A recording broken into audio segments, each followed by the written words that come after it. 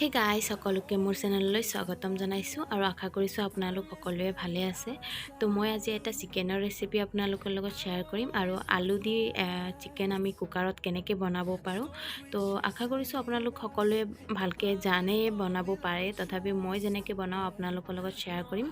তো আপোনালোকেও বনাই খাবচোন এইদৰে, আৰু খাই কেনেকুৱা পালে মোক কমেণ্ট কৰি নিশ্চয় জনাব। তো বলক ৰেচিপিটো চাই লওক। তো গাইজ প্ৰথমতে মই ইয়াতে লৈ লৈছোঁ 1 কেজি চিকেন, আৰু তাৰপিছত মই ইয়াতে এড কৰি দিম 5-6 চামুচ মই টেঙা দৈ। তো আপোনালোকে ঘৰত বনোৱাও ব্যৱহাৰ কৰিব পাৰে, মই ইয়াতে ঘৰত বনোৱা দৈয়ে ব্যৱহাৰ কৰিছোঁ। আৰু তাৰপিছত মই ইয়াতে দি দিছোঁ 1 চামুচ নিমখ, আৰু তাৰপিছত মই দি দিম ইয়াতে 1 চামুচ হালধি পাউডাৰ। তো এইখিনি মই গোটেইখিনি ভালদৰে মিক্স কৰি ল'ম আৰু আধা ঘণ্টাৰ কাৰণে মই মেৰিনেট কৰিবলৈ ৰাখি থৈ দিম।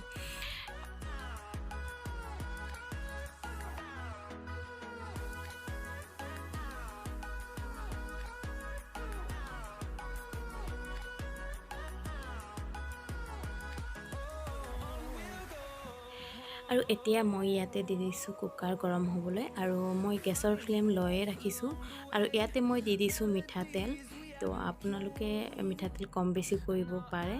আৰু তাৰপিছত মই ইয়াতে কাটি থোৱা আলু দি দিছোঁ, আৰু মই ইয়াতে 3টা আলু ব্যৱহাৰ কৰিছোঁ ডাঙৰ ডাঙৰ, আৰু মই 6 পিচ আলু ইয়াতে ব্যৱহাৰ কৰিছোঁ, আপোনালোকে দেখিছে। তো এইখিনি ভালদৰে তেলত ফ্ৰাই কৰি ল'ম।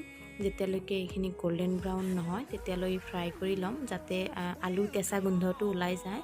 আৰু এনেকুৱা আপোনালোকে পাৰিলে ডাঙৰ চামুচে ব্যৱহাৰ কৰিব, লাৰুতেও সুবিধা হয়, আৰু মানে হাতত কুকাৰত হাত লগাৰো ইমান টেনশ্যন নাথাকে।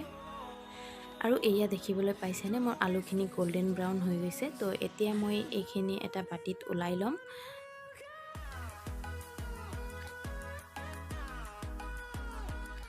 আৰু সেইখিনি তেলতে মই আৰু অলপ তেল এড কৰি দিম। তো আপোনালোকে দেখিছে অলপ তেল মই ইয়াতে এড কৰি দিছোঁ, আৰু তাৰপিছত মই ইয়াতে আধা চামুচমান কেঁচা জিৰা এড কৰি দিছোঁ, আৰু 2টা মই তেজপাত ইয়াতে ব্যৱহাৰ কৰিছোঁ, আৰু 4-5টামান মই লং ব্যৱহাৰ কৰিছোঁ, আৰু ইয়াতে মই 3টা দাৰচিনিৰ টুকুৰা ব্যৱহাৰ কৰিছোঁ, আৰু 6-7 পিচমান মই ইয়াতে বগা ইলাইচি ব্যৱহাৰ কৰিছোঁ। আৰু এইখিনি মই ভালদৰে তেলৰ লগত ফ্ৰাই কৰি ল'ম।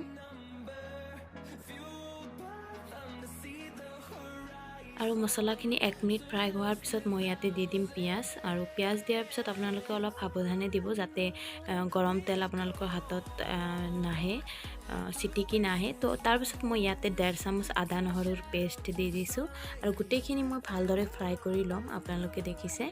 আৰু এইখিনি গোল্ডেন ব্ৰাউন হোৱালৈকে ফ্ৰাই কৰি ল'ম মই। তো এইদৰে আপোনালোকে দেখিব পাইছে, আৰু মোৰ এইখিনি গোল্ডেন ব্ৰাউন হৈ গৈছে।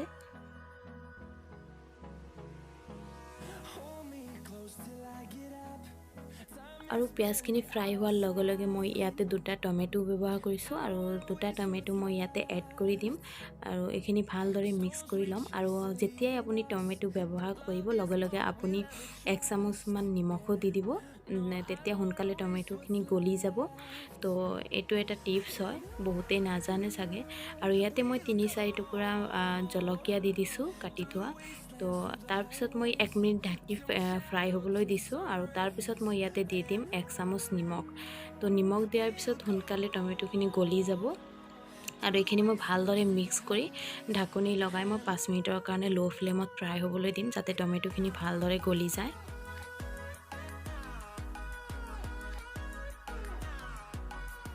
আৰু এইদৰে মই 5 মিনিট পিছত ঢাকনি গুচাই মই মছলা এড কৰি দিম। ইয়াতে মই 1 চামুচ জলকীয়া গুড়ি এড কৰিছোঁ, আধা চামুচ মই হালধি পাউডাৰ এড কৰিছোঁ, কাৰণ হালধি পাউডাৰ আমি চিকেন মেৰিনেট হ'বলৈ তাতে এড কৰিছোঁ।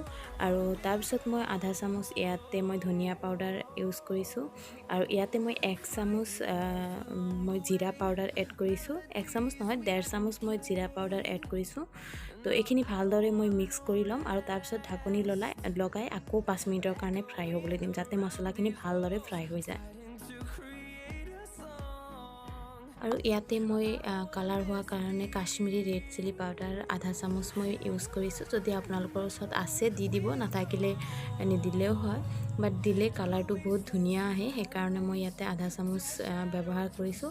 আৰু আপোনালোকে দেখিব পাইছে এতিয়াই মোৰ মছলাখিনিৰ কালাৰ বহুত ধুনীয়া হৈছে, বহুত ৰঙা ৰঙা লাগিছে।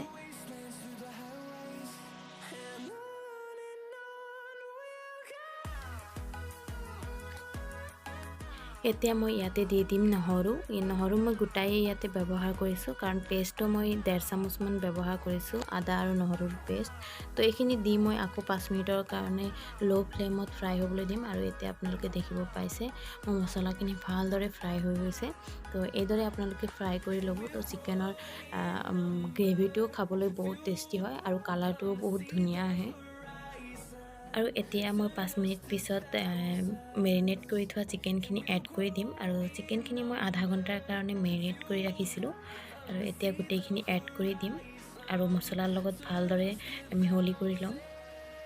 আৰু ইয়াৰ লগতে মই আলুখিনিও এড কৰি দিম, নহ'লে আলুখিনি টান হৈ থাকিব। আৰু এইখিনি ভালদৰে মছলাৰ লগত মিক্স কৰি ল'ম।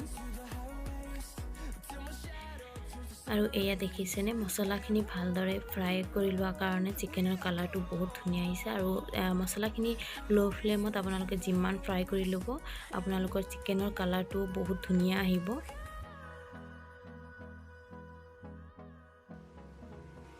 আৰু ইয়াতে মই ঢাকনি লগাই আকৌ 5 মিনিটৰ কাৰণে ফ্ৰাই হ'বলৈ দিম। আৰু এয়া আকৌ মাজে মাজে আপোনালোকে চলাই থাকিব, নহ'লে তলত লাগি ধৰিব পাৰে। আৰু গেছৰ ফ্লেমটো মই ল' ফ্লেমতে ৰাখিছোঁ। তো এইদৰে মাজে মাজে আপোনালোকে 10-15 মিনিটৰ কাৰণে এইদৰে ফ্ৰাই কৰি থাকিব আৰু মাজে মাজে চলাই থাকিব 2-3 মিনিট পিছে পিছে।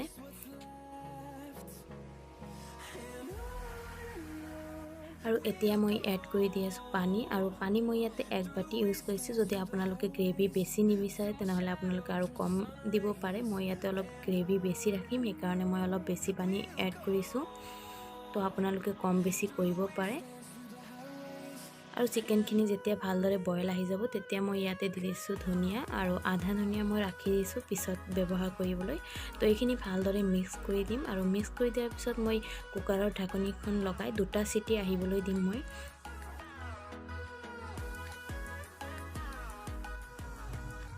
আৰু 2টা চিটি মাৰাৰ পিছত আপোনালোকে এইদৰে কুকাৰ ঠাণ্ডা হ'বলৈ দিব। আৰু ঠাণ্ডা হোৱাৰ পিছতে আপোনালোকে ঢাকনিখন খুলি দিব।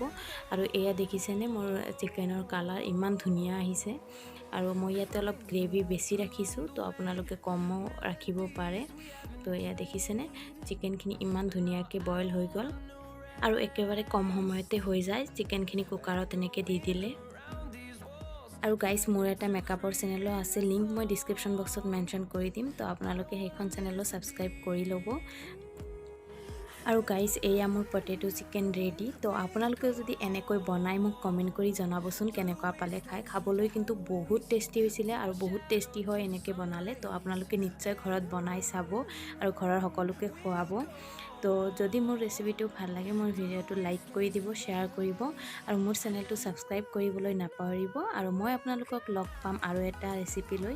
তো তেতিয়ালৈকে বাই বাই, টেক কেয়াৰ।